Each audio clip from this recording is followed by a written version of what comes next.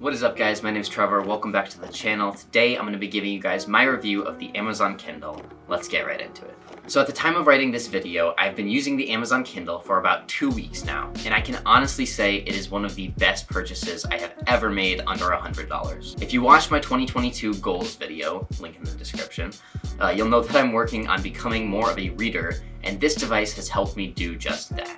In this video, I'll give you guys a quick rundown of the Kindle's best features, an overview of my experience using it, and then some of the pros and cons you should consider before buying one. So this is the base model Amazon Kindle. It comes in at just $90 for the ad-supported version and $110 for the ad-free version. The next step up from this is the Kindle Paperwhite, which comes in at $140 or $160 for the ad-supported and ad-free versions, respectively. So the way the Kindle works is by using an e-ink display that eliminates glare and reflection. This way you can use the device in direct light for a pleasant reading experience in any situation. The next main feature is the set of built-in LEDs that light up the screen when you are wanting to read in a darker setting. The nice thing about this is you can easily adjust the screen with 24 different brightness levels to suit your needs. If you're reading in bed with all of your lights out, the screen is more than bright enough to read clearly. If you're reading outdoors or in a bright room, you can quickly turn the brightness down and save some battery life. Speaking of battery life, I have hardly had to charge this thing in 2 weeks. I believe it was around 50% battery when I got it, so I charged it then. Otherwise, I've only had to plug it in a few times overnight and charge it during the day a handful of times. The Kindle also has Wi-Fi capabilities, so you can connect to the Kindle store and access your library wirelessly. It also includes Bluetooth capabilities if you like to listen to audiobooks with a pair of Bluetooth headphones. The last main feature I want to point out here is the size. It is just 4.5 by 6.3 inches, and the screen is just 6 inches across. It's big enough to read on and feel like I'm holding a small book, yet small enough to hold with one hand and slip into a small pocket in my backpack.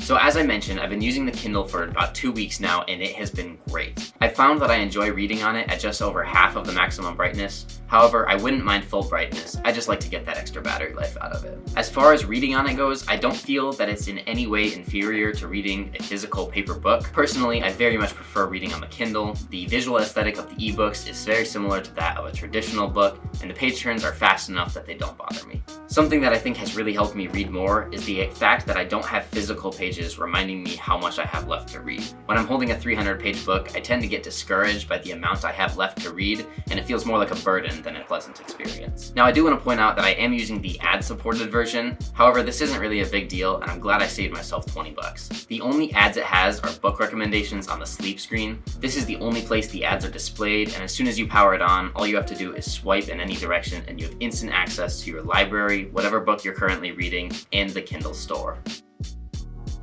So here's a quick summary of the pros and cons of the base Kindle. The biggest pros for me are that the screen is LED lit, so you can read in any lighting situation.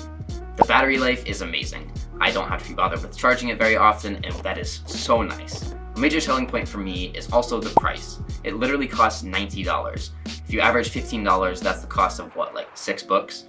Not only am I saving money with the lower cost of ebooks, but it also came with a 3-month subscription to Kindle Unlimited for no additional charge. It's also worth noting that the build quality of this thing is actually pretty good. This is something I was slightly concerned about personally. The body is made of plastic, so if you throw it around loose, like in a backpack or something, it'll probably get scratched up a little bit, but if you treat it right, it shouldn't be too big of a deal. Now I know what you're thinking. Trevor, what's the catch?